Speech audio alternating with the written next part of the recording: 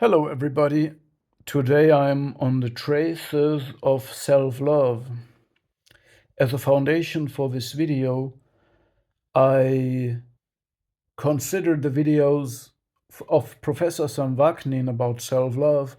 One of these videos is a clip on the channel of Brad Carr, Bradcarr,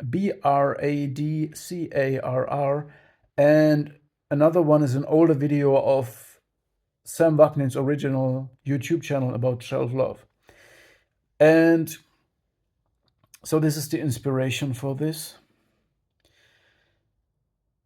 Yeah, and today I want to speak about my self-assessment in relation to the topic self-love. In the last 3 days, I was punishing myself with extended workouts and extended running over long distances. So I was running 10 miles, working out a 1 hour David Goggins workout, even on a live stream. And then I was running again a distance that I have a long time not run. I know I can do it, but it was a 20-mile run on a mountain and back, which felt crazy to myself to do, but I knew I can do it. And just when I was on the run and I made it to a certain distance, I knew I could start to believe the insanity of doing it. And then I knew it will really happen. So this is arguably not self-love. It could be seen as a form of self-punishment if you look for super tough workouts and very extended runs. But I'm not masochistic. That's not the case. That's actually not the case. So I think it's a form of self-love as well. But today I managed to do nothing, which is very special for me. I only did my gymnastics, warm up, stretching routine in the morning a little bit. And then I took even a warm shower, which is also something special for me. And these are things that are soothing to the nervous system. Because when you work out, when you put yourself in stressful situations, when you take cold showers, when you go on runs, all of this is also having an impact on the nervous system. And it tells the nervous system that it has to function, that it has to be strong and resilient. But when you take a warm shower and you're not fastening, you're eating breakfast, and you just take it slower, and you keep your heart rate low, this is regenerative, this is sympathetic as parasympathetic, sorry, so is a parasympathetic activity, and it just suggests your body that it's time to recover now and just to calm down. And I managed to do this today, but let's now get into the actual video. You know, on my channel, I have analyzed a lot of external factors like narcissistic abuse, psychopathic abuse, but I'm also about self-assessment. And I have worked out that I identified within my individual personality the archetype of the hyper-functioning griefer, which is a person that represses grief in order to function, or rather has to function to keep the head over the water, and therefore having to repress grief. Most individuals repress something. Some people repress anger and rage. Some people repress shame and guilt, talking about narcissists.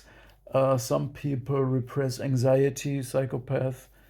They also repress emotions, so they are detached from their own emotions. So each individual represses something, and it looks like in my case, I repress grief, meaning to take time and self compassion to when I've been abused, when I had a negative experience, just to take time to admit to myself what happened and just go through the emotion, like, stop functioning for everybody and just function for myself and take this time for myself to process what's happened.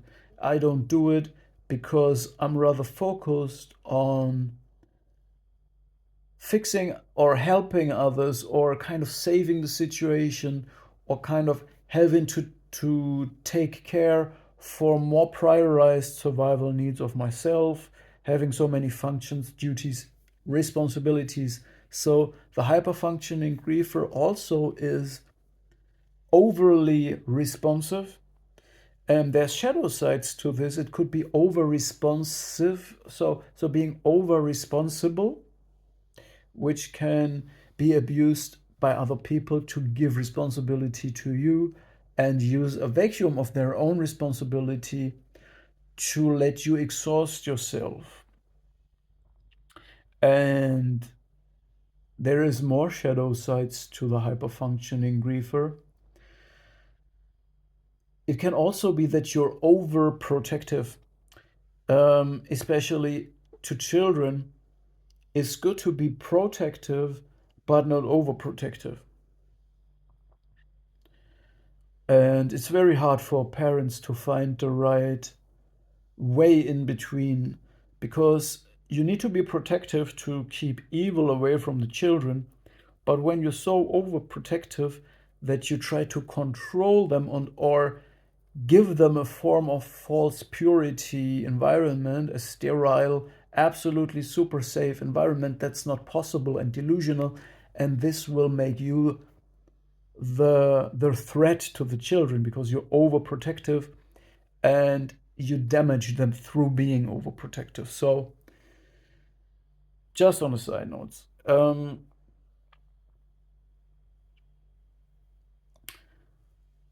now I have also worked out that a pattern of my childhood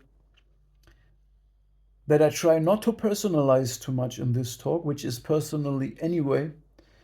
So, um, I have worked out the double betrayal trap of a child in a divorce situation. And the first betrayal is the divorce itself, because the safety and the protection of the family is destroyed, is opened up, is cracked open, and the child needs to compromise the contact to the caretakers because the child cannot be with both parents anymore at the same time. And then when the child has to decide to go to one parent, and there is a parent that presents itself as the victim of the situation, and the child goes to this parent, kind of, children always try to empathetically mend the situation, go on the side of the victim, and then parenting is reversed, meaning the child is more or less stabilizing this grown-up person that is confronted with the situation of now being alone otherwise.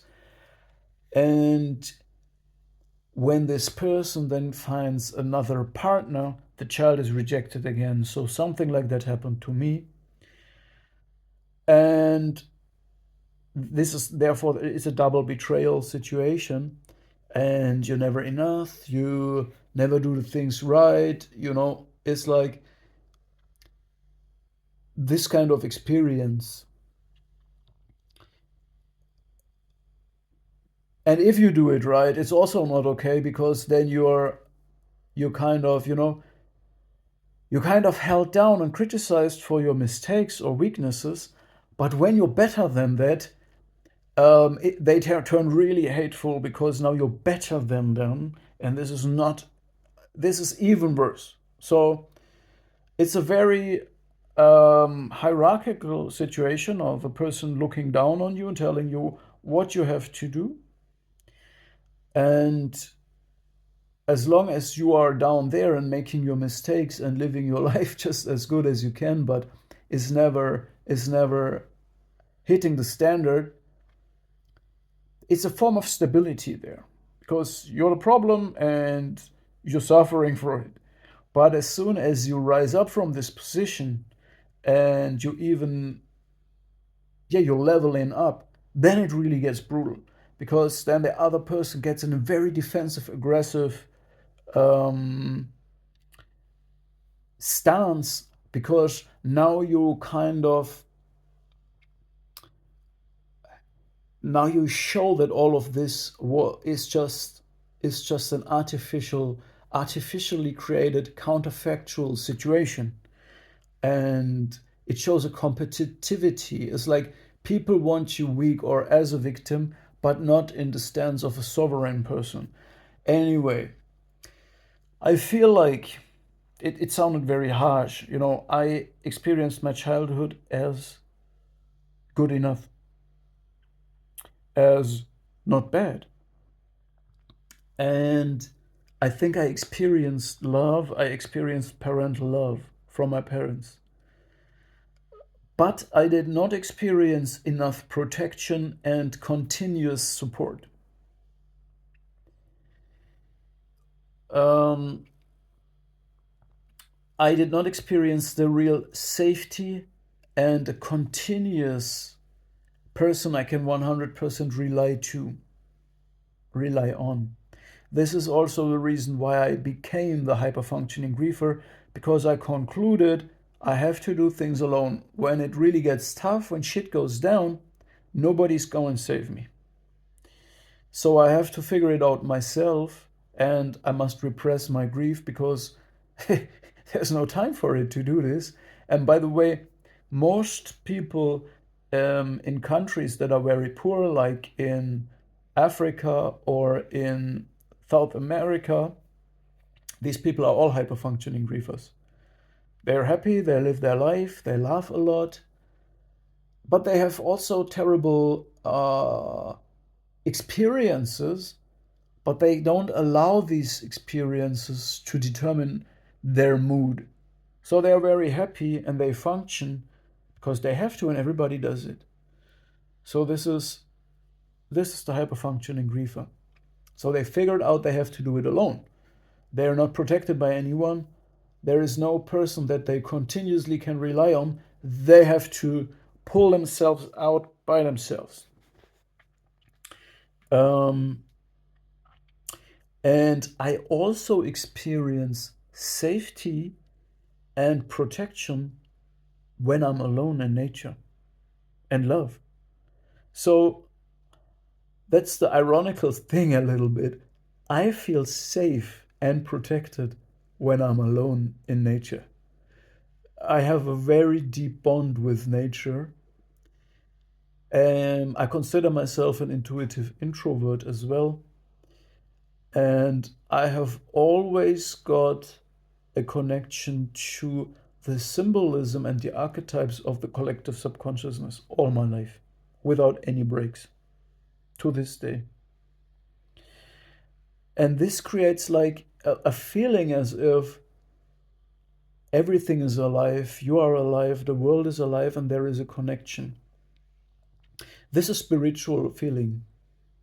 This is a spiritual feeling, and it feels like love, like a loving connection, like a tether to Mother Earth, to Mother Nature. So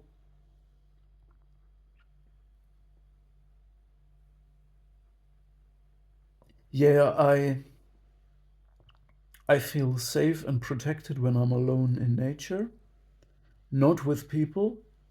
I don't see protection or safety emanating from any person uh, except of myself. By the way, also for me, self love, to love myself and to want to accept myself, is the most natural thing. I never want to be anyone else, or I never want to have something that another person has. To me, it's so natural to love and accept myself that it's hard to explain because I can't imagine otherwise. This has always been my experience. When I see other people who have something that I don't have and that I would like to have, I feel sad I can feel sad for myself and at the same time happy for the people who have it. I don't feel malicious envy in a sense. I got to know this just very, very recently from living with a covert narcissistic personality style person who developed this malicious envy. I didn't know this exists, okay? That you really want to replace a person that you admire and you're frustrated by the externality of this person's, that this person is an external reality that you can't influence and control, and you're frustrated by it because you want to subsume this person. You want to be that person, and in your fantasy, you are this person. You have absorbed the qualities of this person because you are so obsessed with this person, and now you're frustrated that this original still exists. This is the most counterintuitive thing that I could ever think of. Okay. So for me, it's very normal to kind of, I have this, you know, what saved me as a child, or what the positive sides of my childhood were I experienced parental love from both parents, even though I have already spoken about the negative sides. I have experienced it over, it looks like long enough periods of time. I experience love, safety, and protection when I'm alone in nature. And I had my dream world, but it is not only a dream world, like a completely delusional, fantastic world, but rather it is rooted in the collective subconsciousness and these symbols, this connection to nature and pattern recognition and meaningful individual experiences, synchronicities. This, all of this has given me a deep sense of identity, purpose, love, and also protection and stability. A stability in the absence of an external stability of caregivers or something. It's just something else that I can rely on. Yeah, that being said, I also recently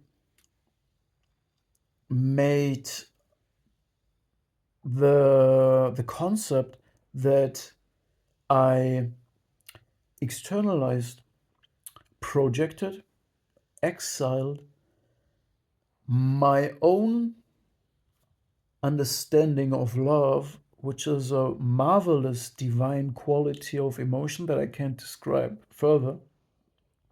I projected it onto Jesus Christ in times where I didn't experience it elsewhere.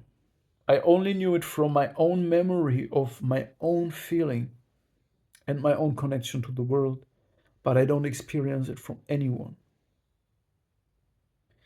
And in this moment, I feel like Jesus Christ stands exactly for that. So it has this marvelous divine energy quality. So I don't know, I have spoken out the most important parts that I wanted to say. I have absolutely no script for this video. Professor Sam Vaknin said, by the way, the three pillars of mental health are ego syntony, that you're happy with who and what you are.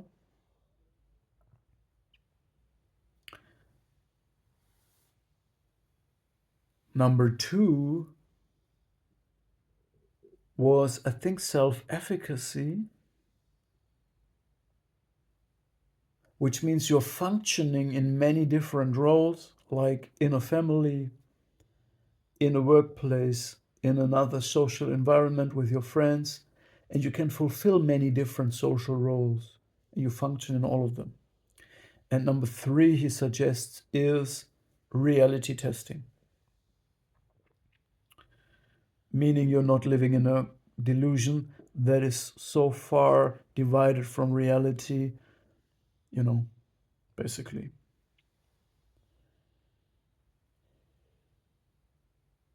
Yeah. And I think this is very soothing and calming for myself also, because I've always, I'm very aligned with all these three things, I think. But I just said that my fantasy and my dream nature saved me also when I was younger. But this is very normal for children. They have a fantasy world and a dream world. Fantasy is a defensive mechanism from harsh reality. And I think, and here I contradict a little bit with Professor Sam Vaknin, I think a healthy amount of, and I think they are all a little bit together, fantasy, spirituality, religion, can all be part of the same thing. And Carl Gustav Jung summarized this very beautiful as he drawed all of this back, fantasy, spirituality, religion, he drawed it all back into the field of psychology and collective subconsciousness and subconsciousness.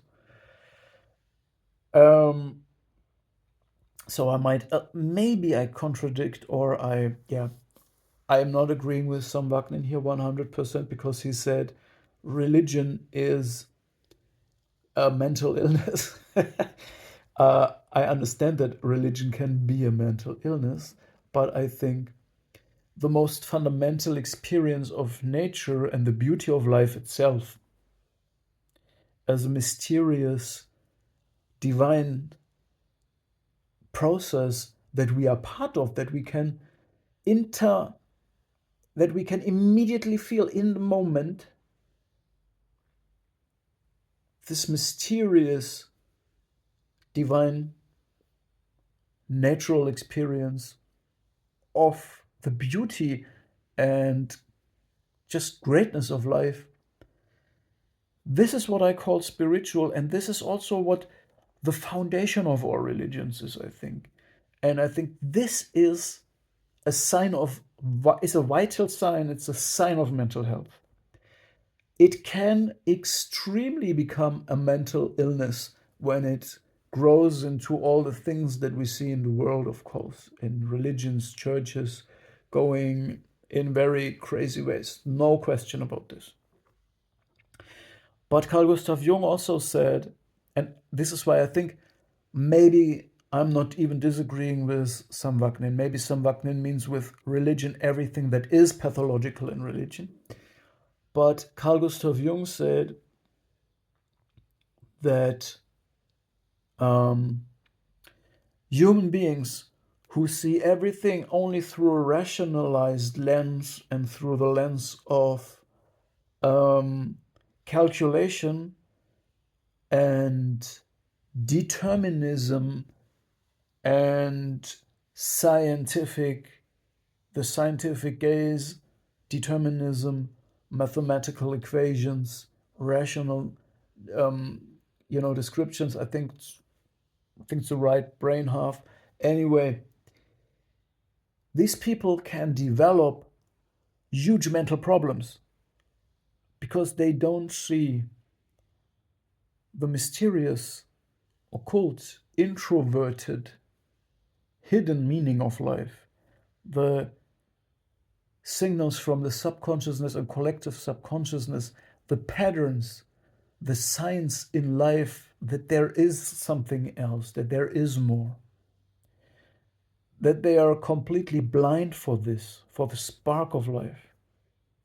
So in other words, if you exclude all of this, is another form of a mental disease, I would say. Okay, and this is what Saint Wagner did not say. He only saw religion as a mental illness, but I would say the whole absence of all religion and seeing everything only through the lens of science, determinism, and calculation and rationalized is also a mental illness, or creates mental illness. It robs human beings of their soul. Now, this is all I want to say about this right now. So I'm on the traces of self-love, and I find it a very interesting topic to speak about. See you in the next video.